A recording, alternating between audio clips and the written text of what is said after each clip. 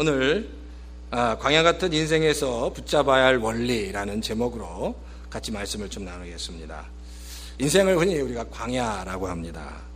광야가 사실 제가 이번 여름에 잠깐 그 레이크 타워를 다녀왔는데 항상 그렇잖아요. 이렇게 먼 여행을 갈 때 그 프리웨이 옆에 펼쳐지는 그 광야, 끝없는 광야. 정말 여기서 이렇게 넓은 땅 다 뭐 할까 하는 그런 생각이 듭니다. 근데 그 광야에 보면 잡초만 무성하고 과연 여기서 누가 살 수 있을까, 이제 그런 생각들을 합니다. 근데 인생이 그런 것 같아요. 인생이 때때로 우리가 우리 자신을 돌아볼 때 만약에 하나님이 없다면, 이제 그런 생각합니다. 이 광야 같은 세상에서 어떻게 살아갈까. 글쎄요, 인생은 광야의 삶이다라는 겁니다. 인생이 광야인데 이 광야의 삶 속에서 그러면 우리가 주님과 더불어 승리하며 살아가기 위해서 뭐가 필요한가? 오늘 본문에서 한 두 가지 정도의 영적인 교훈을 같이 나눴으면 좋겠습니다. 첫 번째, 우리가 붙잡아야 할 첫 번째 영적 원리는 우리의 삶 가운데 분명한 영적 기준을 갖는 겁니다. 분명한 삶의 영적 기준을 갖는 것. 오늘 본문에서 얘기하면 바로 이겁니다. 유월절입니다. 유월절을 지키는 것. 유대인들에게 있어서는 유월절을 지키는 것이다라는 겁니다. 인생 가운데 여러 가지 기준이 있습니다. 근데 어떤 사람은 돈을 자기의 인생의 가장 중요한 기준으로 삼고 살아가는 사람이 있습니다. 그래서 돈 이야기가 나오면 눈이 번쩍번쩍하고요, 정신이 번쩍 납니다. 또한 자녀가 자기 인생의 기준이 되는 사람도 있고요, 자신의 커리어가 자기 인생의 기준이 되는 사람도 있습니다. 커리어가 인생의 기준이기 때문에 그 커리어를 쌓기 위해서 다른 모든 것들을 철저하게 희생해 갑니다. 근데 사실 돈이나 자녀나 자기가 쌓아가는 커리어는 사실 우리가 알잖아요. 다 지나갈 것들, 안개와 같은 것들, 없어질 것들이라는 겁니다.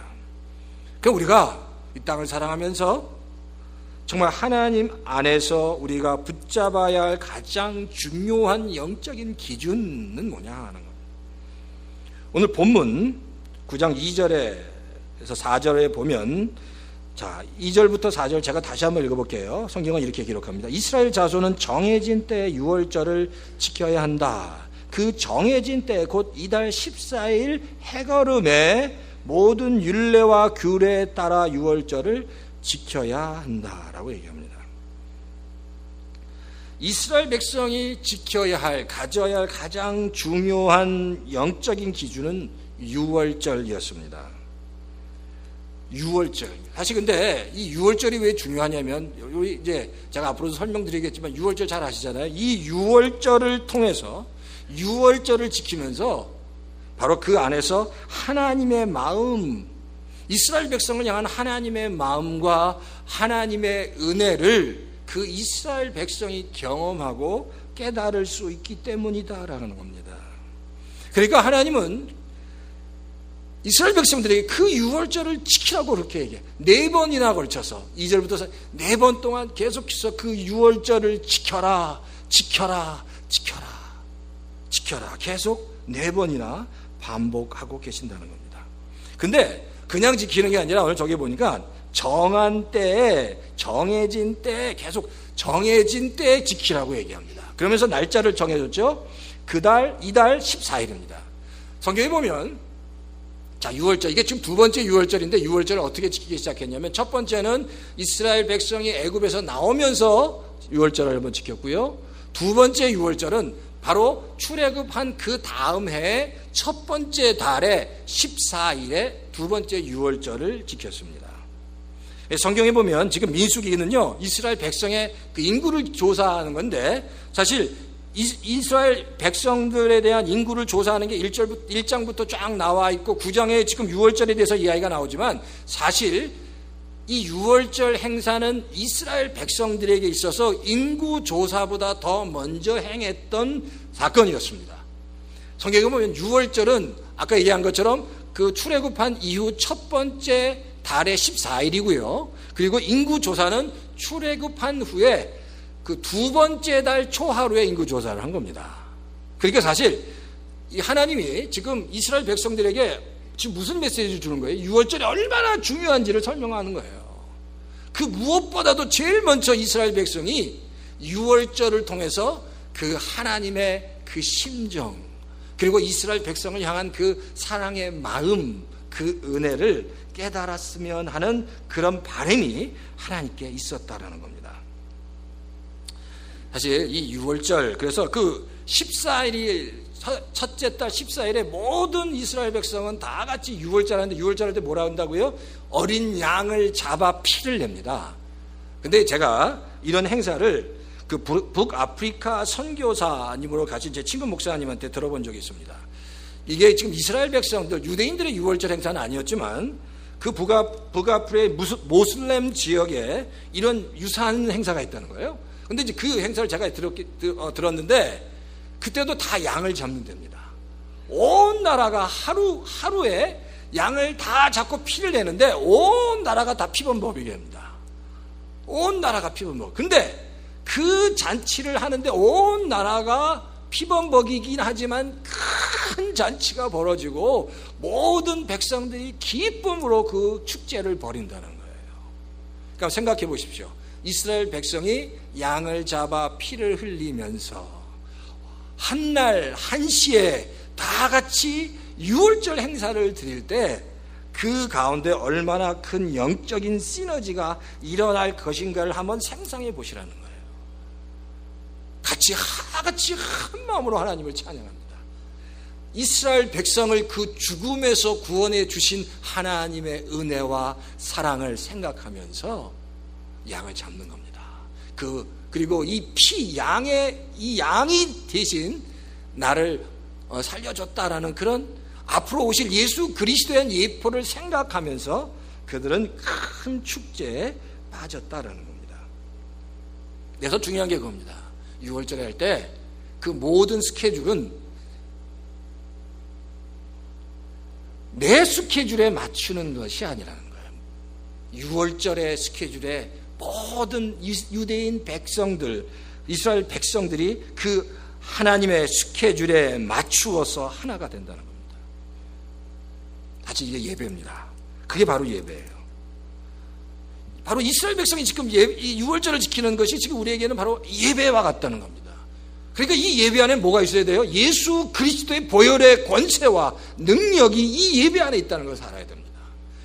유월절을 통해서 이스라엘 백성들이 그 어린 양의 피로 다 죽음에서 다시 회복된 것과 같은 예수 그리스도의 보혈의 권세로 일주일 동안 내가 지금 지난 날 동안 살면서 가졌던 상처와 아픔과 죄악들이 예수 그리스도의 보혈의 피로 다 깨끗하게 씻음 받는 그런 놀라운 영적인 역사가 이 예배 가운데 다 일어나야 된다는 겁니다. 찬양하면서 기도하면서 내 마음 가운데 이 잠겨있는 모든 죄악된 것과 짐들이 다 풀리는 역사들을 이 예배 가운데 우리가 경험해야 한다는 겁니다. 그게 바로 예배가 가지는 영적인 시너지라는 겁니다. 한국에서 누가 고3에 대해서 이렇게 얘기하는 걸 들었습니다. 고3은요, 공부하기 위해서는 무엇을 해도 용서가 된답니다. 공부만 하라는 거예요. 뭘 해도 용서를 해준다는 거예요. 공부만 하면 뭘 해도 된다는 겁니다. 근데 사실 이게 좀 도가 지나쳐서 신앙의 가정들조차 고3만큼은 그래, 교회 안 나가도 되고 예배 안 드려도 되고 신앙생활을 안 해도 된다. 고3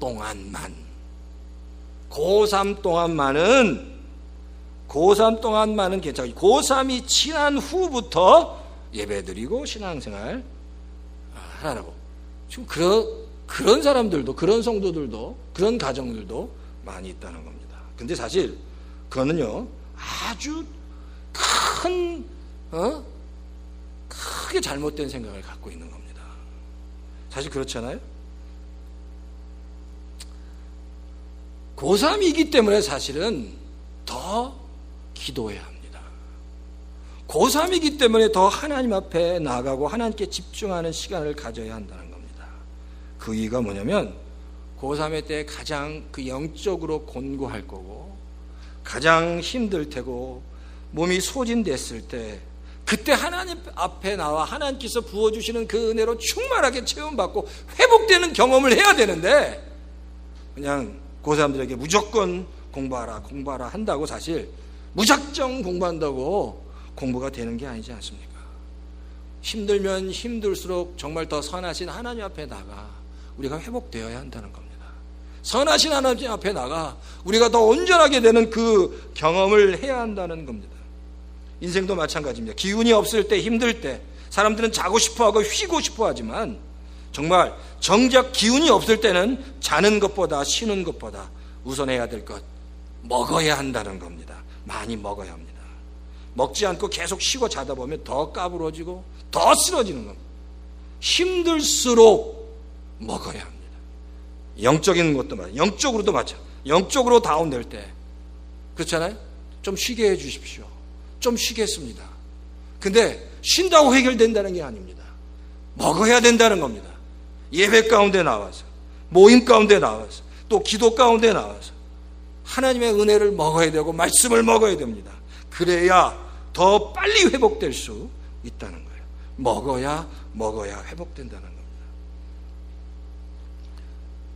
그러니까 우리가 중요한 게 그거예요. 하나님께서 주시는 것을 이 예배 가운데 늘 충만하게 먹어야 됩니다. 또 하나님의 음성을 통해서, 말씀을 통해서 주시는 찬양을 통해서 주시는 그 영의 양식으로 우리가 늘 충만하게 채워지면서 이 예배 가운데 하나님과 더불어 그 깊은 영적인 교제, 하나님의 음성이나 하나님이 터치해 주시는 손길이나 하나님의 인도하심을 이 예배 가운데 우리가 누릴 수 있어야 한다는 겁니다. 어떤 사람이 죽어서 천국에 갔습니다. 천국에 가서 예수님을 만났는데 이 사람이 죽어서 천국에 가서 예수님께 드린 첫 번째 이야기가 바로 이겁니다. 말씀 많이 들었습니다. 이해가 되세요? 말씀 많이 들었다는 겁니다. 예수님에 대해서 말씀 많이 들었다는 겁니다. 이 땅에 살면서 구원은 받았는데 예수님과 그렇게 깊은 영적인 교제가 없었다는 겁니다. 그러니까 예수님과 별 특별한 어떤 그 교제와 관계가 없었습니다. 그러니까 하는 얘기가 그냥 말씀 많이 들었다는 거예요. 그런데 많은 성도들이 이 땅에서 신앙생활하면서 그렇게 살아가고 있습니다. 하나님과 깊은 교제를 통해서 하나님을 만나지 않고요, 그 교제 가운데 하나님을 경험하지 않고 살아있는 예배 가운데 마음의 문을 활짝 열고 하나님 제가 왔습니다. 내가 이런 짐이 있고요, 이런 아픔이 있고 이런 상처가 다 있는데 하나님 해결해 주십시오라고 예배 가운데 다 풀어놓고 하나님 앞에 기도하는 게 아니라 그런 하나님과 깊은 교제 가운데 있는 게 항상 꽁꽁 싸매고 여전히 때때로 형식적으로 예배만 참석할 때가 많이 있다는 겁니다. 네, 하나님께서 가장 원하시는 건 그겁니다. 예배 가운데 나와서 우리의 마음과 하나님의 마음이 만나는 겁니다. 만나서 같이 경험하고 스파크가 일어나고 내가 가지고 있던 짐들이 다 해결되고 죄악들이 깨끗하게 씻음받는 회복의 역사가 일어나야 한다는 겁니다. 자, 9장 2절과 4절에 보면 아까 계속해서 4번에 걸쳐서 유월절을 지켜라 얘기합니다. 그러면서 얼마나 이 유월절을 지키라고 강조를 하냐면요, 6절 이하에 보면 무슨 부정한 죽음을 만났기 때문에 제물을 드릴 수 없어서 유월절을 지키지 못한 성도나 여행 때문에 지키지 못한 성도는 그 다음 달 14일, 그러니까 두 번째 달 14일에 유월절을 지키라고 얘기합니다. 그래서 꼭 지켜야 한다고 얘기합니다. 그러면서 유월절을 지키지 않는 자는 나와 상관이 없어 내가 너를 끊어버리겠다고 얘기합니다.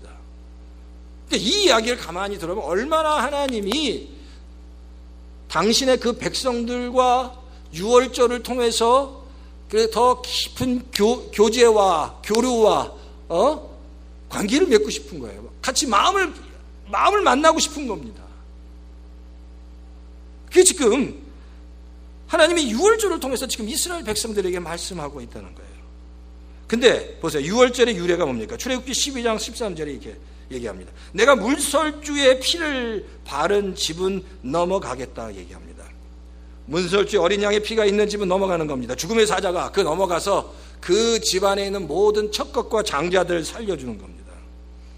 이스라엘 백성이 그 죽음의 사자로부터 살아남는, 장자가 살아남는 유일한 방법 하나는 그들이 무슨 유대인이기 때문인도 아니었고요, 무슨 똑똑해서도 아니고 잘나서도 아니고 이뻐서도 아니고 어린 양의 피 때문이다라는 겁니다. 어린 양의 피, 이 어린 양의 피 때문에 그들이 다 구원을 받았다. 그러니까 이 유월절의 가장 중요한 핵심은 어린 양의 피입니다. 그리고 예배의 가장 중요한 핵심도 예수 그리스도, 어린 양 예수 그리스도의 피라는 사실입니다. 그러니까 예배를 통해서 늘 이 보혈의 그 은혜, 부혈의 권세를 우리가 경험해야 한다는 겁니다. 제가 작년에 한국에 갔을 때 조금 덥기도 했지만 제가 친구랑 같이 길거리에서 바카스를 마신 적이 있습니다. 이 바카스를 다 아시죠? 바카스 뭔지 아시죠? 아주 맛있는 달콤한 드링크인데, 바카스 마시면서 이제 우연히 바카스 광고를 봤어요. 둘이서 같이. 근데 바카스 광고가 이거였습니다. 당신의 피로를 한 번에 날려버리는 바카스, 피로 회복 바카스 이러더라고요. 근데 제 친구가 다시 그래요. 그 광고를 보면서 대뜸 이 바카스가 굉장히 복음적인 광고랍니다. 그래서 무슨 말도 안 되는 바카스가 무슨 복음적인 광고라고 그랬더니 잘 들어보래요. 그래서 바카스 하면서 피로 회복 그러잖아요. 피로라는 이 고난, 이 필요한 게 회복인데 그걸 예수님의 피로 회복된다. 그러면서 피로 회복을 우스갯소리인데 근데 하나도 안 웃으시네요. 그러니까 좀 웃으라고 한 얘기인데, 근데 맞습니다. 우리가 가지고 있는 영적인 피로, 영적으로 늘 느끼는 피로나 그 고난을 예수 그리스도의 피로만이 온전하게 해결할 수 있습니다. 그러니까 그 예수 그리스도의 피가, 보혈이 바로 예배 가운데 경험되어져야 한다는 겁니다. 그 얘기는 하나님과 내가 늘 만나야 된다는 얘기입니다. 내가 마음의 문을 열어야 된다는 겁니다. 근데 그 예배는 정해진 때, 내가 가고 싶으면 가고 뭐 안 가고 싶으면 정해진 때에 드려져야 하는 겁니다. 그리고 그 정해진 때에 하나님을 만나고 최선을 다해서 하나님을 경험해야 한다는 겁니다. 사실 그렇게 보면 예배는요, 살 길과 죽을 길의 갈림길입니다. 예배를 통해서 사는 길로 가는 겁니다. 하나님을 만나는, 경험하는 길로 가는 거다라는 겁니다. 예배 안에는 그래서 항상 늘 영적 긴장감이 있습니다. 왜? 예배는 항상 하나님의 말씀이 있습니다. 하나님의 도전이 있습니다. 교제 가운데 말씀하시고 도전할 때 성도는 그 말씀을 받고, 사실 예배의 가장 중요한 요소, 마지막 요소 중에 하나는 결단과 헌신입니다. 예배 안에는 결단이 있어야 됩니다. 왜냐하면 하나님의 말씀이 있고 말씀에 대한 도전이 있기 때문에 그 말씀을 받고 나는 뭘 해야 돼요? 결단하고 헌신해야 돼요. 그래야 내가 성장하는 거예요. 그러니까 예배 안에는 그런 긴장감이 있다는 거예요. 우리가 연을 날리잖아요. 연을 날리면 그 연줄이 이렇게 팽팽합니다. 그렇죠? 연을 날리면 연줄이 팽팽한데 그 연줄이 팽팽해야 연이 잘 날아가는 거예요. 그 연줄 안에 그 긴장감이 있어야 연이 하늘 높이 더 잘 날아갑니다. 근데 그 긴장감이 싫다고 연줄을 딱 끊어버리는 동시에 그 연은 떨어져 버린다는 거예요. 그것과 같이 하나님과 나 사이는 예배를 통한 그런 뭔가 영적인 긴장감이 있는, 하나님께서 말씀하시면 그 말씀에 따라 내가 순종하고 결단하고 헌신하는 그런 정말 하나님께서 기뻐하시는 영적인 긴장감 속에서 우리가 영적으로 성장할 수 있다는 겁니다. 바라기는 우리가 드려지는 이 예배 가운데, 오늘도 드려지는 이 예배 가운데 살아계신 하나님을 다시 한번 경험하고 예수 그리스도의 보혈을 통해서 내가 온전하게 씻음 바 되는 우리 성도님 다 되시기를 주 이름으로 축원합니다. 두 번째는 하나님의 인도함이 나타나는 영적인 구름을 잡아야 된다는 겁니다. 사실 이 이야기는 15절부터 나옵니다. 15절에 보면 성막을 세우던 날 구름이 성막 곧 증거 괴가 보관된 성막을 덮었다라고 얘기합니다. 우리가 흔히들 우리가 그렇잖아요. 구름 기둥과 불 기둥이 이스라엘 백성들을 늘 이렇게 보호했습니다. 근데 그 구름 기둥과 불 기둥이 그 성막 위에 늘 있었다는 거예요. 그래서 우리가 성막 위에 있는 그 구름 기둥과 불 기둥이 모세가 성막을 만들 때부터 있었다라고 오해하기도 합니다. 그러나 성막은 그 구름 기둥은요 늘 이스라엘 백성이 애굽에 나올 때부터 있었습니다. 그럼 어떻게 알 수 있냐면요, 출애굽기 14장에 보면 이스라엘 백성이 이제 애굽에서 나와서 막 도망을 가는데 어디에 가냐면 홍해 앞에 이렇게 다다릅니다. 홍해 앞에 다다르는데 그때만 해도 홍해를 건너가야 되는데 홍해를 건널 수 없고 큰 바다 같은 홍해 때문에 이제 건너지 못하고서 막 우왕좌왕하고 모세를 원망하고 있고, 뒤에는 그 이스라엘 백성을 막 잡으려고 쫓아오는 애굽 군대, 이집트 군대가 막 추격하고 오는 겁니다. 근데 그때 하나님의 사자가, 성경에 보면 하나님의 사자가 그 구름 기둥을 이스라엘 백성과 이집트 군사 사이에 두게 하시고 아주 그냥 시커먼 구름으로 그 둘을 막아버립니다. 그리고 온 이집트 군대 그 진영을 흑암으로 덮어버렸다고 성경은 얘기합니다. 그리고 이스라엘 백성 쪽은, 이쪽은 완전 흑암인데 이쪽은 환한 배나처럼 비추어서 이스라엘 백성이 홍해를 아주 잘 건너가도록 했다고 성경이 기록합니다. 그러니까 그때부터 구름 기둥이 있었다. 이 구름 기둥은요 이스라엘 백성을 향한 하나님의 인도하심, 보호하심을 얘기합니다. 근데 성도에게 있어서 그 하나님이 나를 보호하신다는 그 확실한 그 믿음, 그 신뢰가 중요한 겁니다.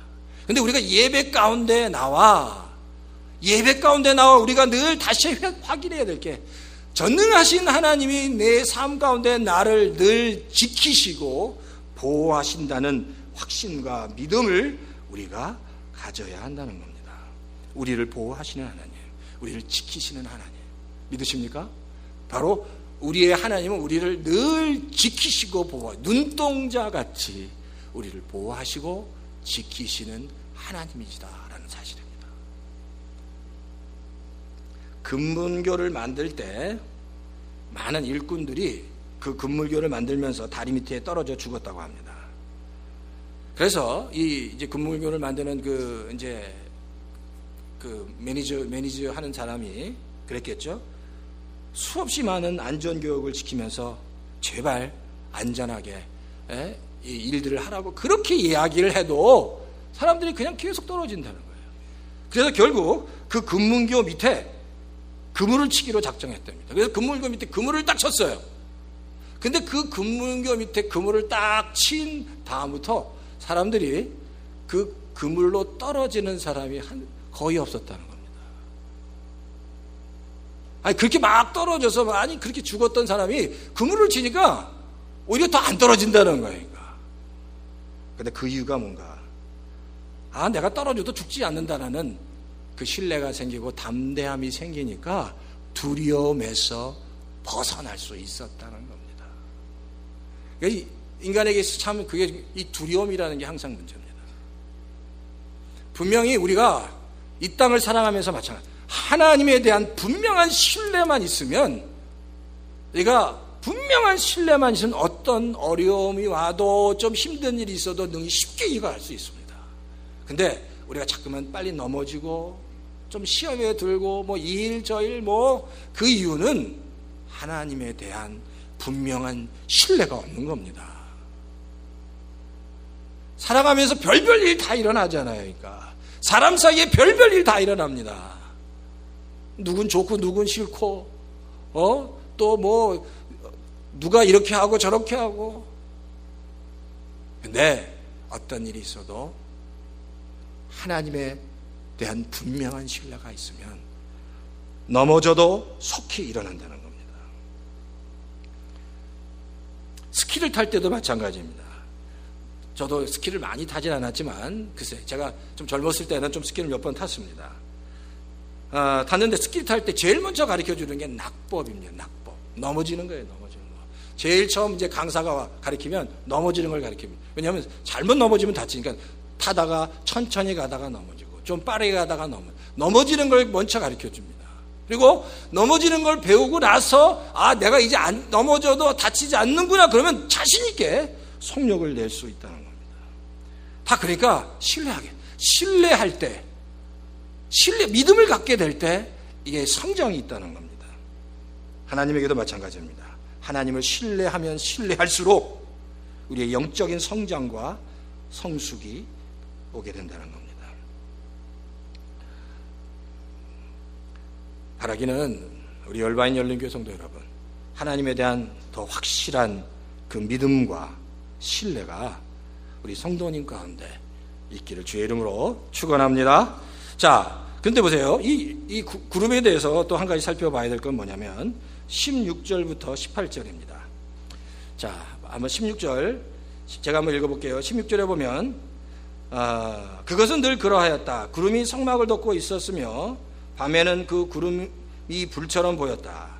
구름이 성막 위에 거쳐 올라갈 때면 이스라엘 자손은 그것을 보고 난 다음에 길을 떠났고, 구름이 내려와 머물면 이스라엘 자손은 바로 그 자리에 진을 쳤다.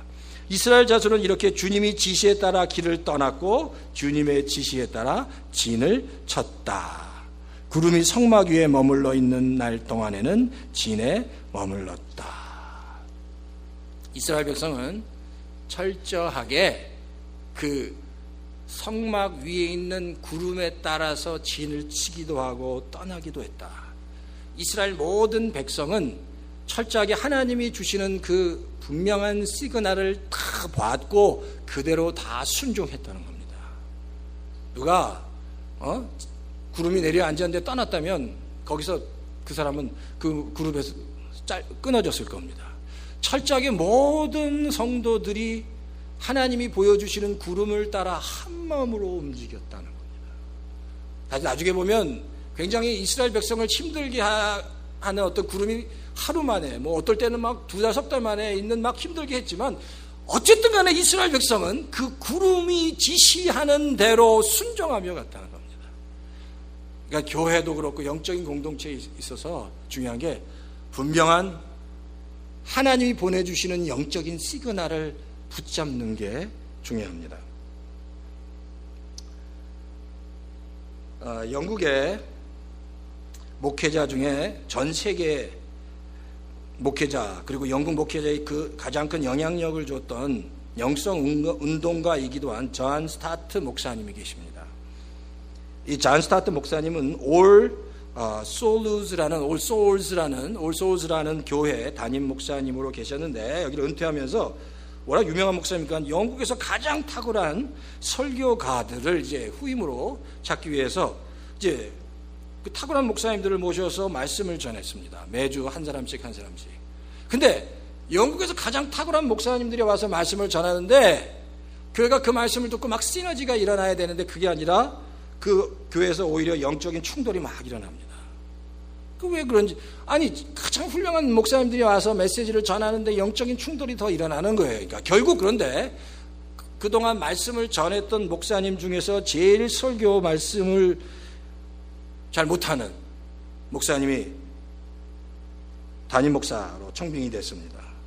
근데 놀라운 건 그 목사님이 말씀을 전하면서 그 목사님이 말씀을 전하면서 그 교회가 그 이전에 없었던 놀라운 부흥이 일어나기 시작했다는 거예요. 근데 그래서 나중에 분석해 봤어요. 왜 이렇게 됐을까? 왜 그렇게 좋은 목사님들이 탁월한 메시지를 전했는데 그때는 왜 교회가 그렇게 충돌이 일어났을까? 그 이유는 아무리 탁월한 설교가가 말씀을 전해도 그 탁월한 설교가들의 말씀의 강조점들이 다 다르니까 그게 교회 안에서 충돌이 일어나는 겁니다. 탁월한 말씀을 들어도 그 모든 강조점들이 다 다르니까 그 다른 강조점들이 충돌이 일어나면서 더 영적인 혼란이 왔다는 겁니다. 그런데 한 분 목사님이 말씀을 전하니까, 말씀 하나에 집중되기 시작하니까, 메시지가 클리어하게 시작되니까 그 교회가 부흥되며 일어나기 시작했다는 겁니다. 중요한 건 하나님의 말씀도 그냥 많이 하는 게 중요하지 않습니다. 나를 살리는 분명한 확실한 메시지 하나를 계속해서 붙잡아야 합니다. 그렇죠? 세상에는 그렇잖아요. 뭐 제가 설교 그렇게 잘하지 못합니다. 저보다 훨씬 잘하는 탁월한 설교가들이 많이 있습니다. 그렇지만 우리 열린교회에 계신 성도님들은 죽으나 사나 제 설교를 들어야 합니다. 주일마다. 할 수 없어요. 그러니까 인생이 그렇게 됐어요, 지금은. 그리고 이 말씀을 붙잡고 이 말씀을 붙잡아야 합니다. 그리고 성도님들을 위해서 목숨 걸고 기도해 주는 목사는 바깥에 없습니다. 저밖에 없어요. 저밖에. 딴 목사님이 우리 성도님들을 위해서 기도 안 해줍니다. 아무리 기도해 달라고 해도 안 해줘요. 저만 하죠. 저만 내일처럼 합니다. 동의하십니까? 그 사실이에요. 그러니까 중요한 건 제가 알아요. 제가 탁월하게 말씀을 전하진 않지만 우리 성도님을 제일 사랑합니다. 그리고 그 말씀을 붙잡아야 합니다. 그리고 그 하나님이 주시는 말씀으로 우리가 다 한마음이 되어 나갈 때 그때 하나님의 귀한 역사를 경험하게 된다라는 겁니다. 로마서 8장 28절에 성경에 이렇게 말씀하고 있습니다. 하나님 사랑하는 자, 그 뜻대로 부르심을 입은 자들에게 합력해서 선을 이루게 하신다고 얘기합니다. 하나님의 자녀들이 경험하는 모든 고난과 고통이 결국 합력해서 선을 이룬다고 얘기합니다. 여기서 합력하다라는 그 단어가 헬라어로 수네로게오입니다. 수네로게오. 근데 많이 들어보지 않으죠? 이 수네로게오라는 이 단어는 영어 단어의 시너지라는 단어의 어원이 됩니다. 시너지. 내 삶 속에서 일어나는 많은 복잡한 일들이 결국 하나님은 합력해서 시너지가 일어나도록 하신다는 겁니다. 그러니까 내 삶 속에 하나님께서 기뻐하시는 일들, 하나님께서 원하시는 일들, 분명히 하나님께서 사랑하는 하나님의 자녀를 향해서 하나님은 놀라운 일들을 하실 줄 믿습니다. 그러니까 하나님 앞에, 이 예배 가운데 하나님 앞에 나가는 거. 하나님, 나를 붙잡아 주십시오. 내가 하나님 만나기 원합니다. 내가 하나님께서 말씀하실 때 그 말씀에 반응하고 또 순종하고 결단하기 원합니다. 예수 그리스도의 보혈의 피로 내가 날마다 깨끗하게 정결하게 씻음 받기 원합니다. 라는 그런 고백, 그런 하나님을 향한 믿음의 고백이 있는 우리 열린교회 모든 성도님 다 되시기를 주의 이름으로 축원합니다.